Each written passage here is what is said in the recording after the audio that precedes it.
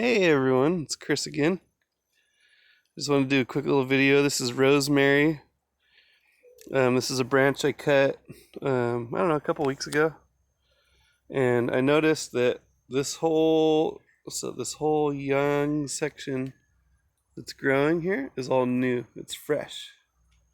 So what that told me was, see how I nubbed it off? These are buds that began growing on their own all the way out. So what that told me is that we have roots. Well, I was expecting quite a bit more roots, enough to match that.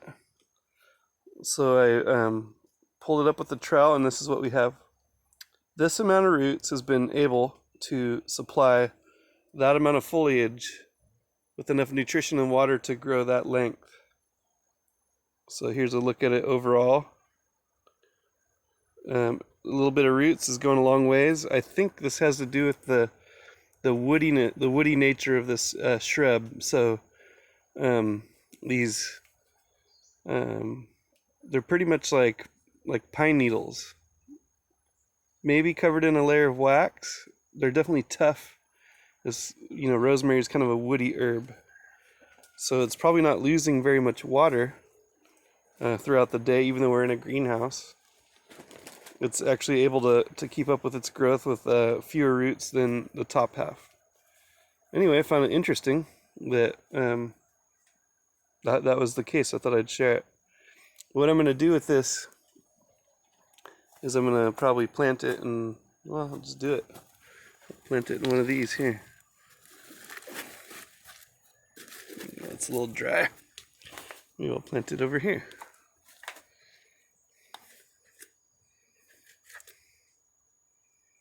So, we got that.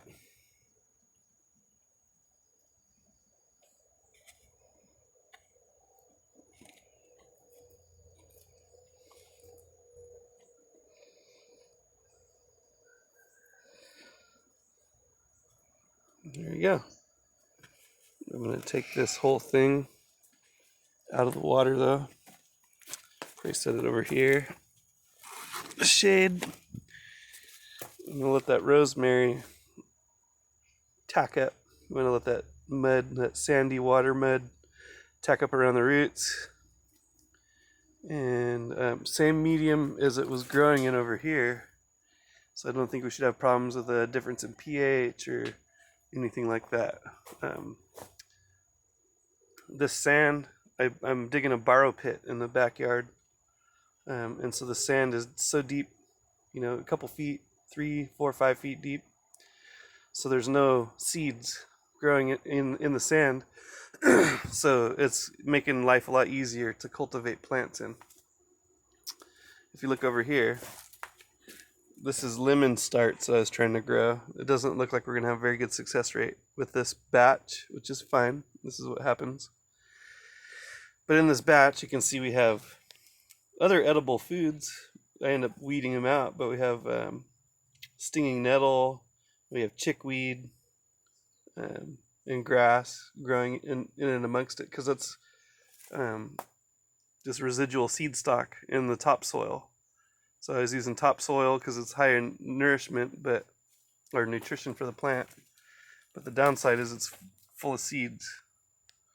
So by using sand like this and that one from a deeper, borrow pit, we're not dealing with those same issues. Also, these plants over here, these are all scions. They're starting to grow pretty good, but what they're sitting in is like compost mixed with sand. This homemade compost. It's got horse and chicken manure, goat manure, sticks and twigs and mulch, and it's all mixed together with sand. But what the problem with this one is it begins to rot. So since it's decomposing, here's an elderberry stick that had an elderberry plant growing on it. Elderberry is easy to root, but you can see the mold has attacked the bark, and it never did form roots. Several sticks like that happened. So what I did was I pulled one that was still alive, and I brought it over here to the water. and just stuck it in the water. And here we go. It's still alive. All these little nodes on the branch are potential roots. So we'll see about this one.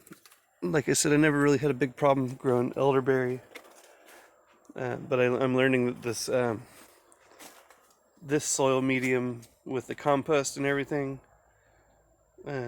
that should go on the top of a plant. No, not on top of a plant, but when you plant a plant in the ground, that goes over the base of the stalk. You know, a couple feet around, radius around the whole plant, and that will keep moisture in the ground and fertilize the plant as you water it.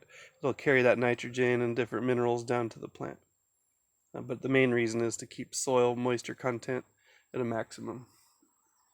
But for starting plants, I feel like I'm learning what I should have already known just by doing a quick research, but that's how it goes sometimes. Starting plants, I'm finding that this mineral sand, mineral soil is working far better. A, because I'm not competing with weeds, which are edible, but B, because there's not very much biomass to rot, so the plant is just going to work, sending roots out through the sand and through the minerals, and eventually producing roots, that are big enough to sustain the plant. Then we can put it in the actual soil. So again, that's all lemon and orange clones. Some of them are going to make it, and some of them aren't. Some of these might make it if whatever's attacking them goes away. Anyway, cheers to y'all. Hope your gardening is doing well, and don't forget to eat the weeds.